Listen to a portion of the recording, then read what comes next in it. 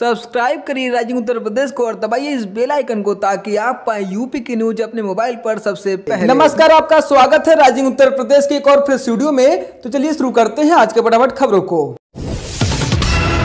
प्रदेश में पिछले 2 दिनों से हो रही जोरदार बारिश से नगर से लेकर गांव तक जल जमाव हो गया है। सड़क से लेकर गलियों में हर तरफ पानी ही पानी है। जोरदार बारिश से उमस और गर्मी से भी लोगों को काफी राहत मिली है। वहीं विभाग ने प्रदेश में आज कई जिलों में भारी बारिश की चेतावनी जारी की है। विभाग के निदेशक जेपी गुप्ता ने यह भी कहा कि 23 से 25 जून के दरमियान मानसून करवट बदल सकता है। बंगाल की खाड़ी में मानसूनी बादलों के आगे बढ़ने के अनुकूल हालात बनने में समय लग रहा है। इसके बाद ही प्रदेश के पूर्वांचल के अलावा पश्चिम व मध्य यूपी में मानसून अच्छी बारिश देगा।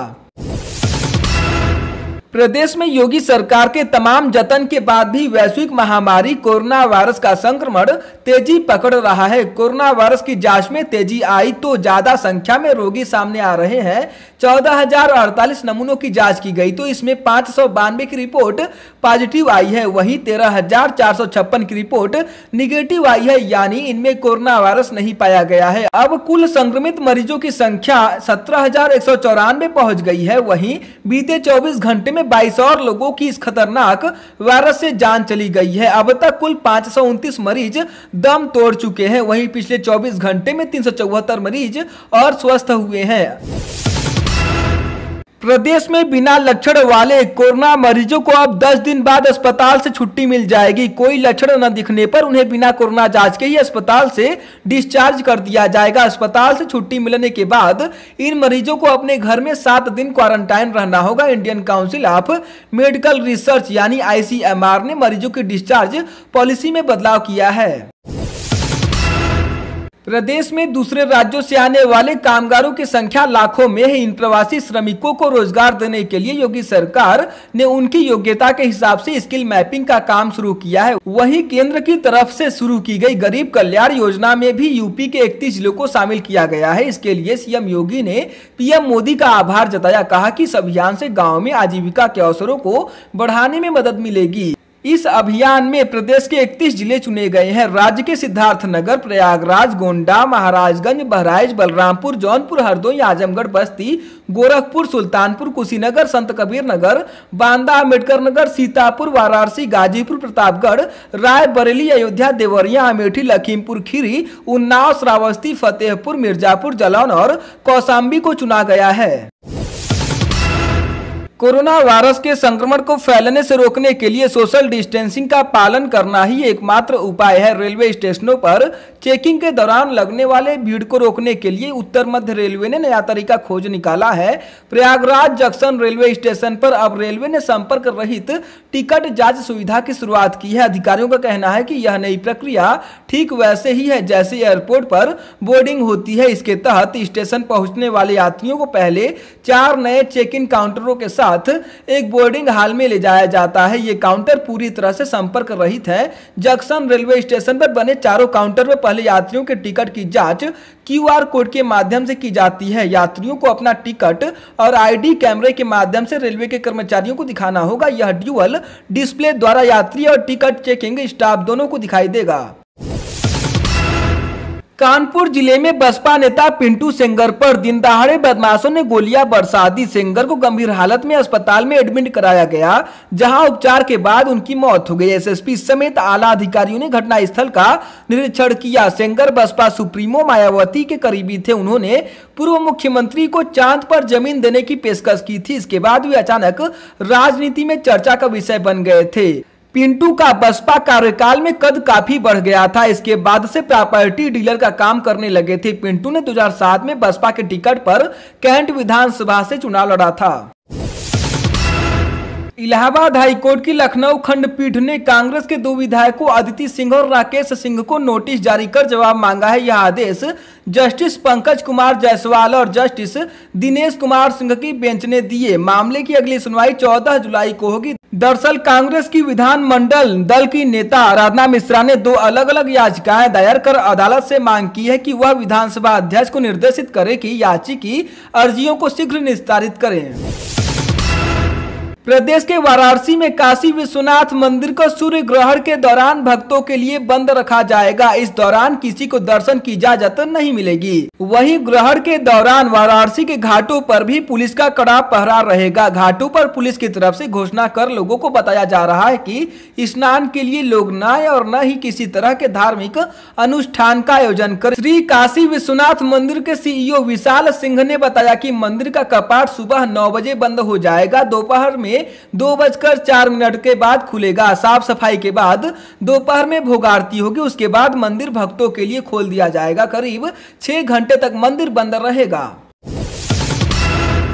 आम जनजीवन के साथ लगातार त्योहारों को भी प्रभावित कर रहे कोरोना महामारी ने आखिरकार पारंपरिक कांवड़ यात्रा के कदम को भी रोक दिया है। उत्तर प्रदेश, उत्तराखंड और हरियाणा के मुख्यमंत्रियों के बीच हुई वीडियो कॉन्फ्रेंसिंग में इस पर सहमति बनी कि इस वर्ष श्रावण मास में निकलने वाली कांवड़ यात्रा स्थगित रहेगी। मुख्यमंत्री योगी आदित्यनाथ ने कहा कि धर्म गुरुओं और कांवड़ संघों से वार्ता के बाद उनकी अपील को जनता तक पहुंचाएं और प्रचारित प्रसारित कराएं।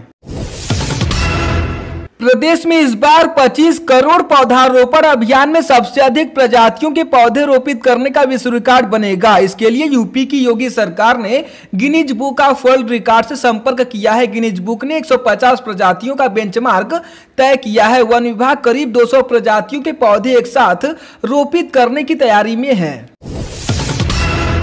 देश विभाजन के बाद पाकिस्तान से आकर प्रदेश में बसे करीब 4000 सिख परिवार अनिश्चितता और आशंका से घिरे हुए थे। 7 दशक से काबिज होने के बावजूद जमीन पर मालिकाना हक न होने से कई जिलों से इन्हें बेदखल करने का प्रयास किया गया। खास तौर पर सिख समुदाय से जुड़े इस मसले पर जब शिरोमणि अकाली दल का शिष्टमंडल पंजाब से आकर मुख्यमंत्री योगी आदित्यनाथ से मिला तो उन्होंने तुरंत निर्देश जारी कर दिया कि सिख या किसी भी समुदाय के वर्षों से बसे किसान को भूमि से बेदखल नहीं किया जाएगा। अखिल भारतीय गोरखा संगठन ने गलवान घाटी में चीनी सैनिकों द्वारा भारतीय सैनिकों पर किए गए कायराना हमले की निंदा की है। गोरखपुर में निवास करने वाले संगठन के पदाधिकारियों, सदस्य और पूर्व सैनिकों का कहना है कि हम भले ही नेपाल के हैं लेकिन भारत के लिए लड़ते हैं। सीमाओं की सुरक्षा कर रहे हमारे वीर सपूतों पर चीनियों ने हमला कर अक्षम्य अपराध किया है। भारत को इसका मुंहतोड़ जवाब देना चाहिए। 69,000 शिक्षक भर्ती में भ्रष्टाचार खंगाल रही एसटीएफ अब वायरल आईडियो की भी जांच करेगी। परीक्षा नियामक प्राधिकारी सचिव ने एसटीएफ के महानिदेशक को अनुरोध पत्र भेजा है। वायरल आईडियो संदेश में 2 कथित अभ्यर्थी परीक्षा पास कराने के लिए लेन देन की चर्चा कर रहे हैं। इसकी फॉरेंसिक जांच चल रही है। दोषियों पर कठोर कार्रवाई की मांग की गई है। बॉर्डर पर चीन की नापाक हरकत के बाद से देश में चीनी उत्पादों का बहिष्कार होना शुरू हो गया है। इस बार मुहिम लोगों तक ही सीमित नहीं रही बल्कि व्यापारियों ने भी चीन के खिलाफ चल रहे विरोध रूपी हवन में अपनी आहुति दी और चीनी उत्पादों का बहिष्कार किया। करीब 100 करोड़ रुपए के ऑर्डर रद्द हुए। सबसे ज्यादा मोबाइल, स्टेशनरी, फर्नीचर और इलेक्ट्रिक उत्पादों के ऑर्डर कैंसिल हुए हैं। व्यापारियों का कहना है कि घाटा मंजूर है लेकिन सैनिकों की शहादत का बदला अपने ढंग से जरूर लेंगे। मऊ के चिरैयाकोट थाना क्षेत्र के सुल्तानीपुर चट्टी पर शाम मन भर ग्रामीणों ने ड्यूटी कर रहे पुलिस बल पर लाठी डंडों से हमला कर दिया। इसमें एक दरोगा सहित कई पुलिसकर्मी घायल हो गए हैं। एक सिपाही का सिर फूट गया है। घटना शाम 7 बजे की है। मेरठ जोन में कोरोना का संकट बढ़ता ही जा रहा है। मेरठ और बुलंदशहर की स्थिति तो सुधरने का नाम ही नहीं ले रही है। मेरठ में कोरोना से 3 लोगों की मौत हो गई। इसके अलावा एक की मौत कल देर रात हो चुकी थी। वहीं 23 लोगों में कोरोना संक्रमण होने की पुष्टि हुई है। हालांकि 11 लोगों को डिस्चार्ज किया गया। वहीं बुलंदशहर में कोरोना का कहर जारी है। यहाँ भी कोरोना के 23 नए मामले सामने आए हैं। साथ ही सहारनपुर में भी कोरोना के 4 मरीज कोरोना पॉजिटिव मिलने से संख्या 338 हो गई है। लद्दाख की गलवान घाटी में चीन की करतूत के बाद देश में गुस्से का माहौल है। लोग चीनी कंपनियों के खिलाफ प्रदर्शन कर रहे हैं। हिंदू रक्षा दल के दर्जनों कार्यकर्ताओं ने भी ग्रेटर नोएडा स्थित मोबाइल फोन बनाने वाली चीनी कंपनी ओप्पो के दफ्तर के बाहर प्रदर्शन किया था, जिसके बाद पुलिस ने हिंदू रक्षा दल के राष्ट्रीय अध्यक्ष भूपेंद्र तोमर समेत 30 लोगों के खिलाफ लॉकडाउन और धारा 144 के उल्लंघन का मुकदमा दर्ज किया है। बेसिक शिक्षा विभाग में तैनात फर्जी शिक्षकों की भर्ती का राज अब उनके पैन कार्ड से खुलेगा। बेसिक शिक्षा अधिकारी ने 2013 के बाद नियुक्त हुए ऐसे शिक्षकों की सूची लेखा विभाग को तैयार करने के निर्देश दिए हैं जिन्होंने अपना पैन कार्ड इस दौरान बदला है। इस पैन कार्ड का मिलान शिक्षकों की सर्विस बुक व मूल प्रमाण पत्रों से किया जाएगा।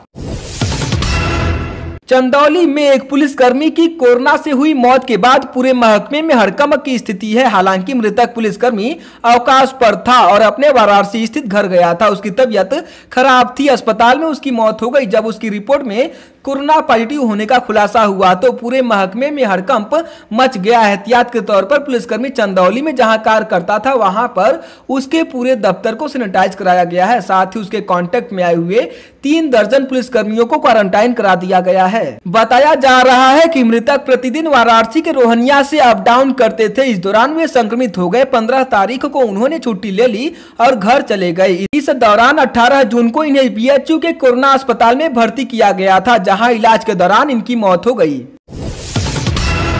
समाजवादी पार्टी के अध्यक्ष और उत्तर प्रदेश के पूर्व मुख्यमंत्री अखिलेश यादव ने कहा कि चीनी घुसपैठ के खिलाफ भारत सरकार के साथ पूरा देश खड़ा है, लेकिन उस घटना में जिसमें हमारे जवान मारे गए, क्या एक घुसपैठ थी? अखिलेश यादव ने कहा कि अगर नहीं तो क्यों विदेश मंत्रालय ने यथास्थिति की मांग की? गलवान घाटी भारत का हिस्सा है या नहीं?